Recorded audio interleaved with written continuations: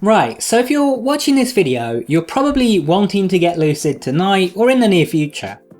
But before you go ahead and do that, there are 3 things that I think that you should do first to ensure that you have the best success possible.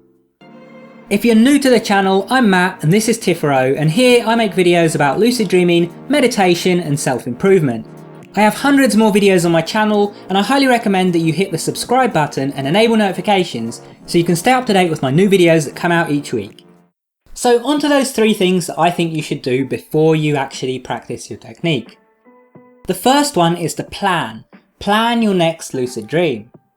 This starts off by deciding what technique that you'll be using, and then familiarise yourself or re-familiarise yourself with a guide or tutorial of some kind. You can watch one of my videos, you can check out my lucid dreaming book, the Lucid Dream book, you can look at a guide on Reddit or something, but go over a guide, at least one of them, for the technique that you're about to do. Even if you feel confident in your ability to perform that technique, sometimes you'll notice like a little tip that someone left in the guide, or something about the way that they do it that might be interesting and might be worth trying.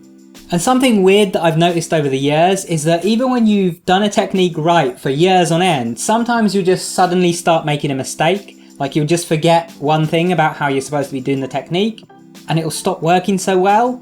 And when you go back to the guides, you'll see that you haven't been doing one crucial thing that you should have been doing. Don't make this mistake. It only takes 5 minutes to go over a guide or tutorial again. The next step to planning is to make a list of goals that you'd like to achieve in your dreams and decide which of them you want to tackle first. What are you actually going to do in your very next lucid dream? With that in mind, it's now time to plan your next dream.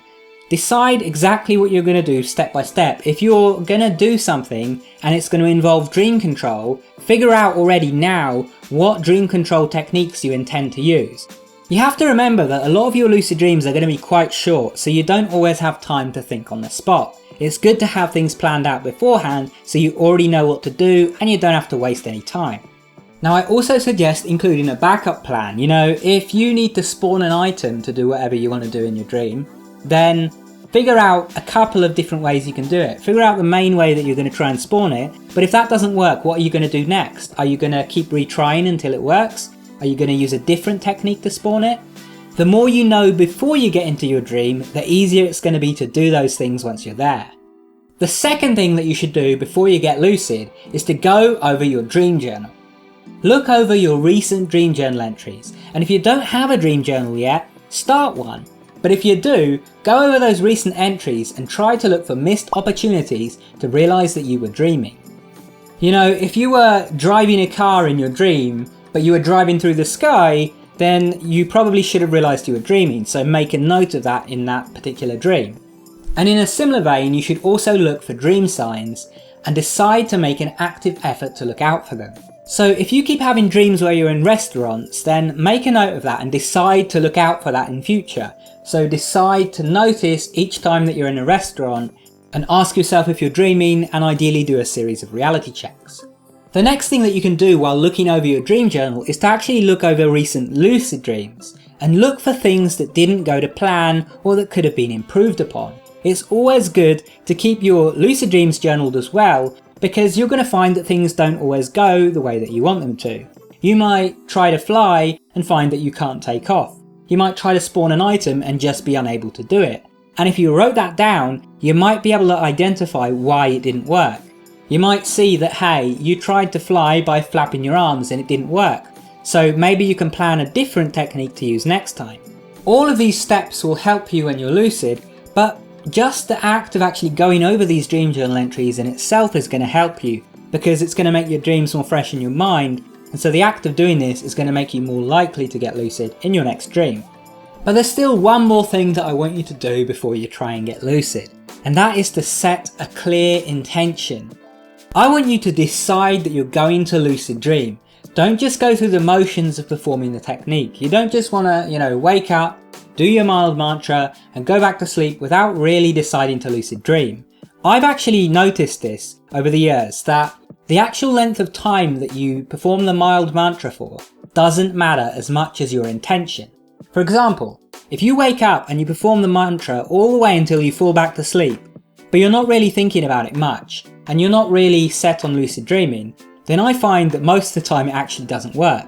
On the other hand, if you get up and you really decide, I'm going to be lucid, and you focus on the mantra for just 30 seconds and then go back to sleep, I actually think your chances of getting lucid are better just because you've set that intention.